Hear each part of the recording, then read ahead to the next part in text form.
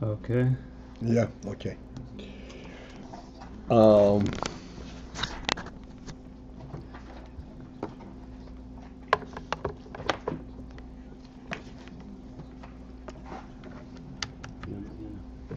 okay, so we're starting where we started yesterday.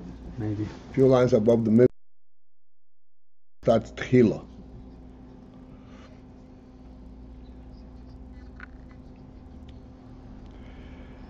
So, I pointed out that there are two concepts, Ein Sof and Ein Tchila. Tchila, Ein Tchila means that this is a kadmon. It was not preceded by not being. It's a kadmon. Ein Sof does not mean necessarily it's kadmon. It means it came into being at some point in time. Then it is Ein Sof. And this is what we bring down from the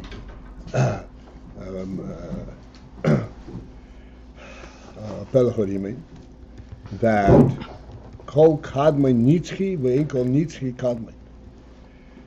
Nivroim are not kadmonim. Nivroim are all b'chudosh, all came into being at some point in time, and yet it's conceivable that they be nitzchiyim, because, as we explained, this is important to understand.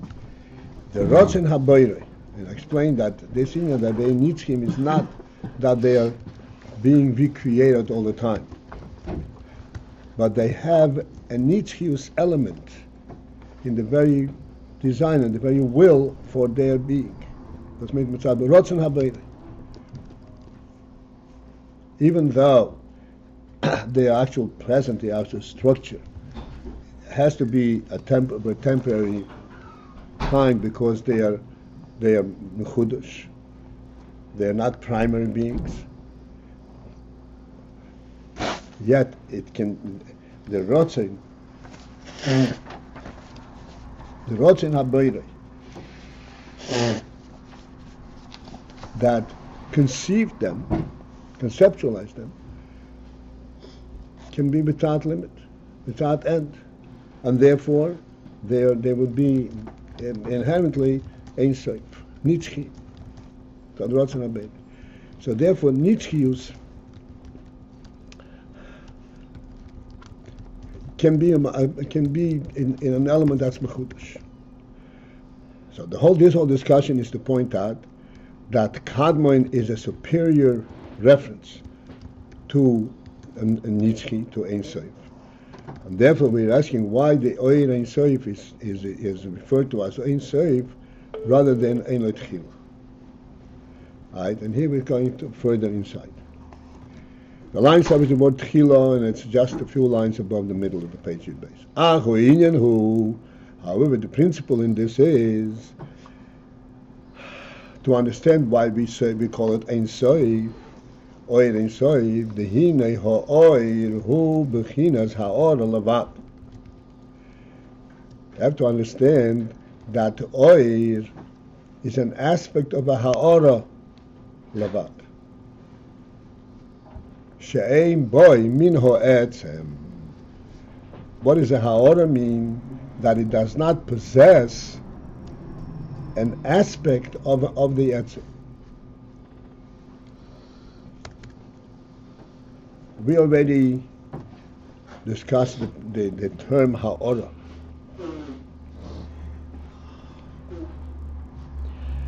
Essentially,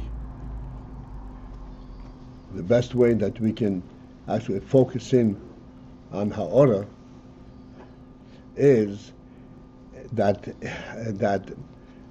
essentially it reveals its presence by its functionality. Like we say, the Oyer HaShemesh that illuminates our world is a ha'ora. What does it mean? It brings light to our world. It has the effect of bringing light. It's not an essential light. It doesn't transform the world, but it has the effect of having of light. was meant ha'ora. So oil in general is bechinas ha'ora, is a ha'ora element. Yesterday we discussed at great length the principle of oil. And we said, as an example, the oil of the presence of the human being, that he has possessions, he has ownership, and this is the spread of his presence. Clearly, he is not there as an entity. It's the effect of his existence that spreads forth. That's min ha'ora. She'ein ba min ha'etzem, and in this oil there is not of the etzem, an actual tangible element. Ve'al shem zeh nikra oil. For this reason it's called oil.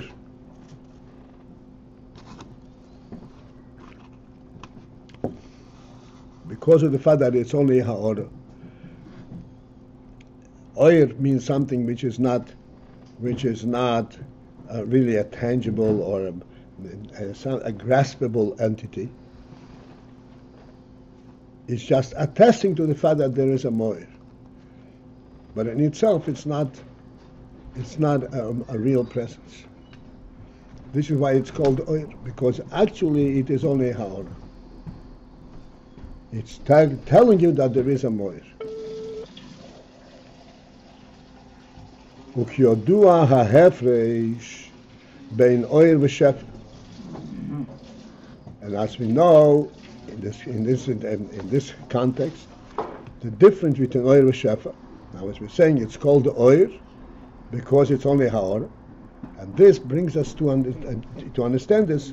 We're focusing on the difference between oir and shefa. There are two references to bestowing, to hashpah coming from a moir, from a source, from an etzem. One is called oir, one is called shefa.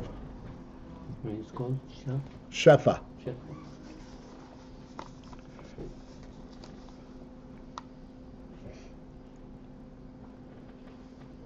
What is the difference? The shefa that shefa is when shehoetz and nimshach. What do we refer to as shefa? It is when the etzem itself is nimshach, is drawn. The very essence of the source, or the mashpia, is contained in the shefa. Ukmoi, as for example, what is shefa? Hashpah. What's hashpah? Kmei shifas mayim. Shifas mayim, that's a proper term. Shifas mayim means a sprawl of water, a hashpah of water, a force of water. Harei mahuz hamayim nimshochim mimokim lemokim. When you have shifas mayim, it is not just the effect of there being water that is felt, but it is the actual water itself. The water itself is nimshach, is drawn from one place to the other. That's a shifas mayim.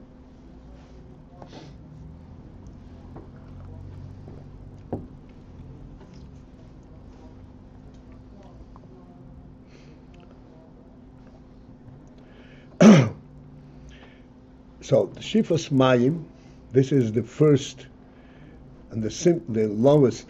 I'm going to change the chair, right? Doesn't bother you? No. It's the simplest, the first rung of an illustration, because shifas mayim, in truth, the water that's in the reservoir and the water that comes forth from the reservoir is exactly the same water.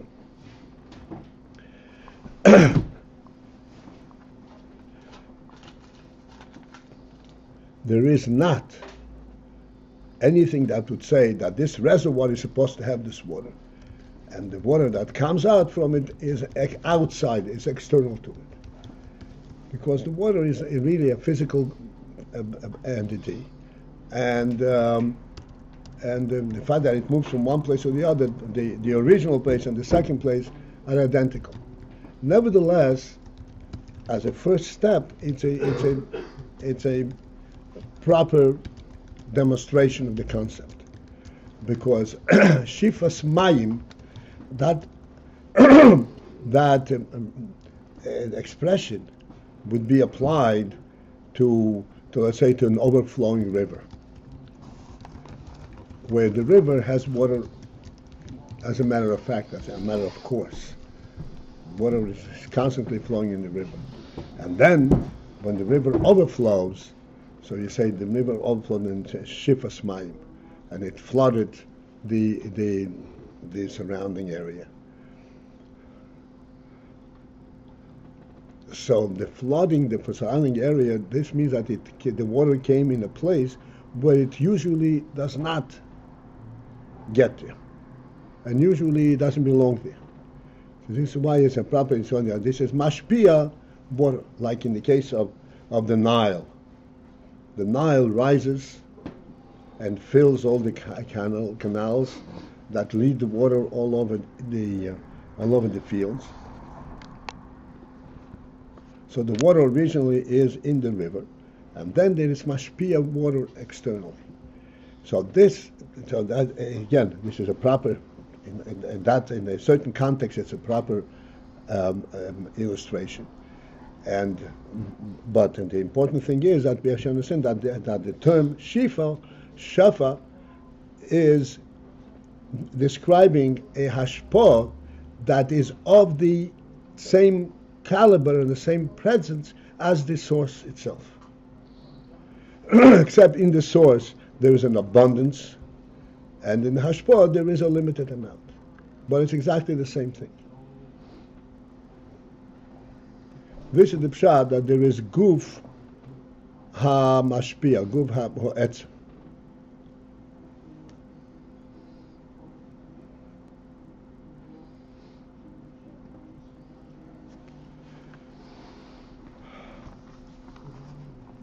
Okay, as we said, this is this first rung of describing this inyan.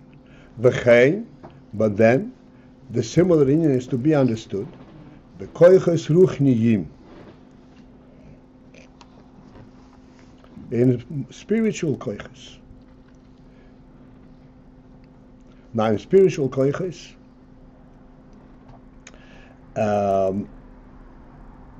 there it is more subtle, and it's not that obvious, the principle of Shefa.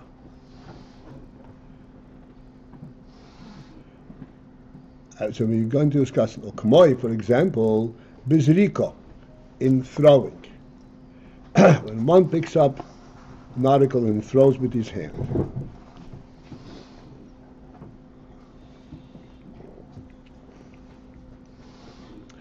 Harenim shach koyach mamosh. So there, nimshach is drawn koyach mamosh, an actual force, mei hayad al ho'evet, from the hand upon the stone, upon the rock.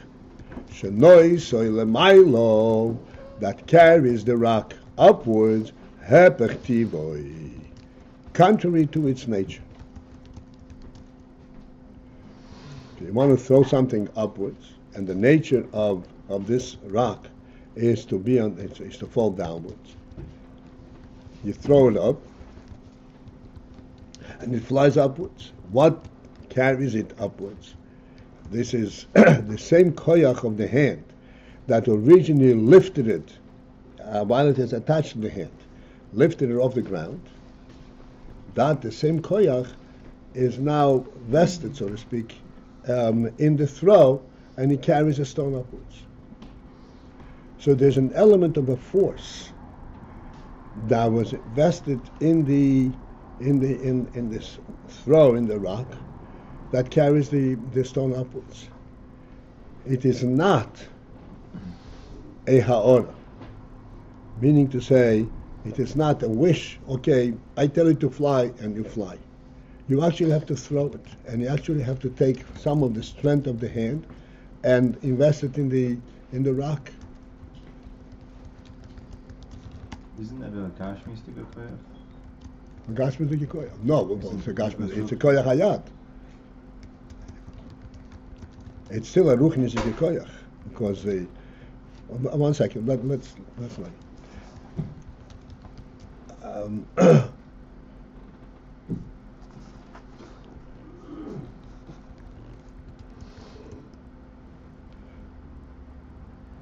So when this rock is being thrown up, and there's a koyach hayad that goes into this rock, the koyach hayad that, okay, as I was saying, this is not a ha'ora, this is an actual koyach. Let's understand this a little bit better. We explained yesterday the union of oir.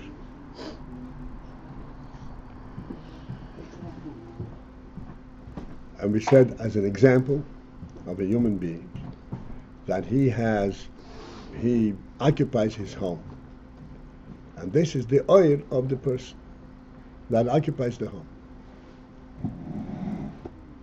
He can occupy the home indefinitely and will never get exhausted in occupying this home, in claiming this home. There is not a preoccupying element. There's nothing that draws from the person. He doesn't have to actively occupy the home. His very presence occupies the home. This is called the ha'ora, an oir. To throw a rock, you can throw a rock once, twice, 3 times. Eventually, your hand gets exhausted, and you can't throw the rock anymore. And the reason for that is that every time you throw the rock, you're actually occupying the force of the hand, and the hand has a limited amount of force. And eventually, you're exhausted, and it has to be refreshed. It has to rest and has to recuperate, because you're actually taking you're taking some of its koiches out in this throw.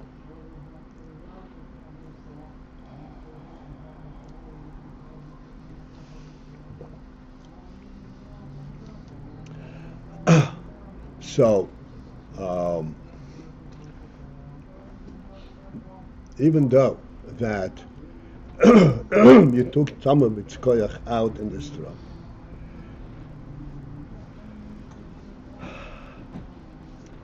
the koyach itself is actually in the hand, and only the hand can originate the throw. In contrast, for example, in the shifas mayim, in the water flow, the water that overflowed, and it carried with it whatever it carried up. The water at the moment of when it overflowed of the river, and it flooded, it carried objects. As the water continues to move, that same water can carry other objects as it meets up with them later on.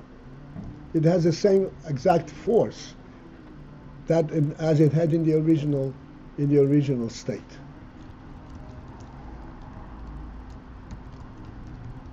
It can originate, so to speak, devastation, just as in the original moment when it overflowed the river.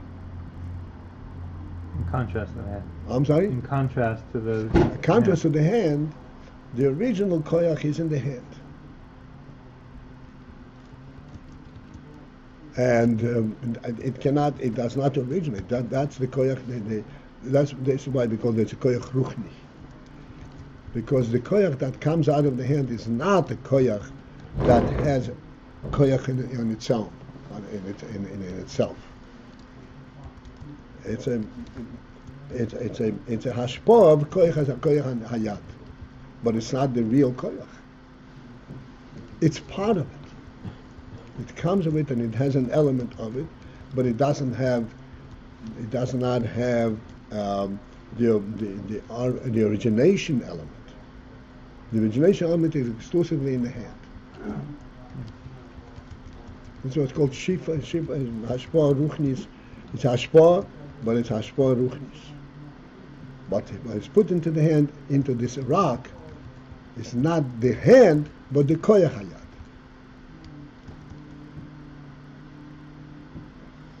Mashen can the koyach of the rivers put into the water. It's the same, it's what I say, the same Koyach. It's exactly the same.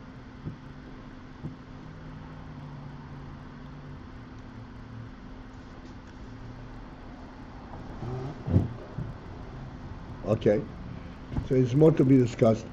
Okay. Okay. Nimshach koyach mamash mehayad al ho'even. There's an actual koyach coming from the hand onto the stone. It is not the hand that carries the stone, it's a koyach of the hand that carries the stone.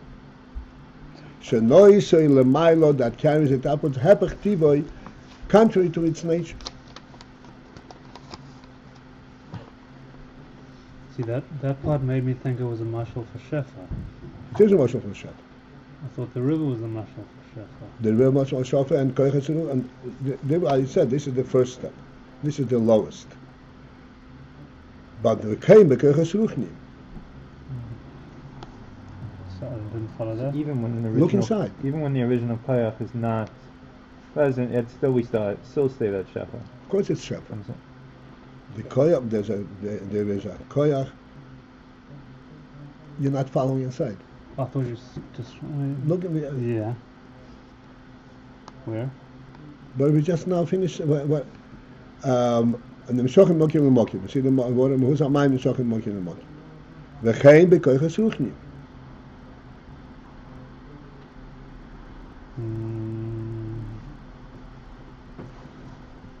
V'chein bekoyach ruchnim. That refers to shefa.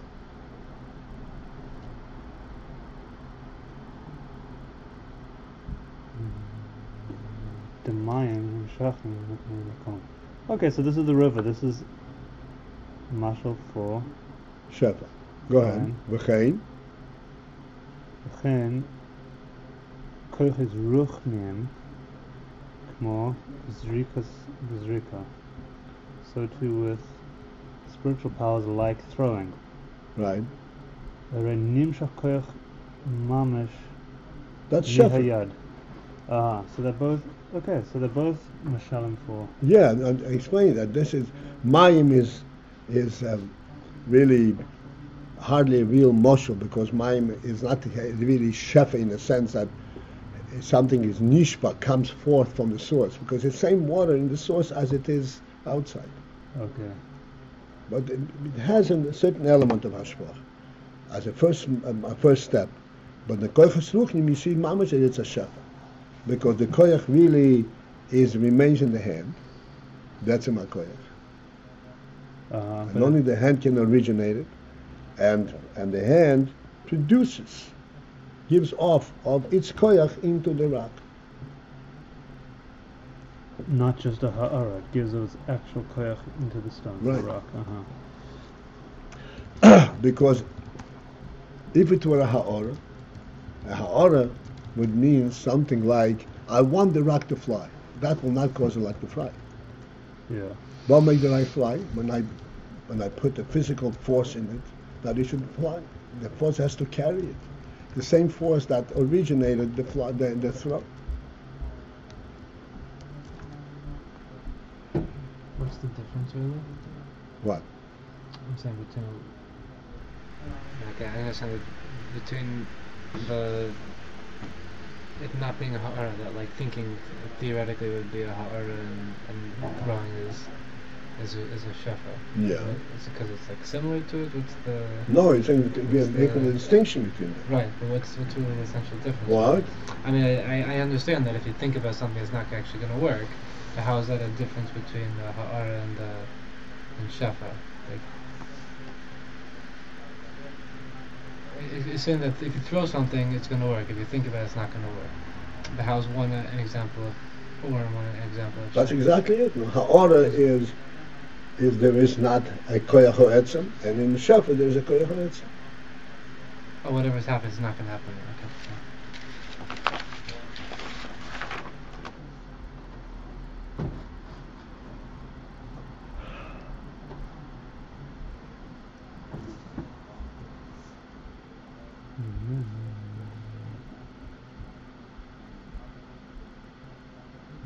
Like we said, by no answer to me here.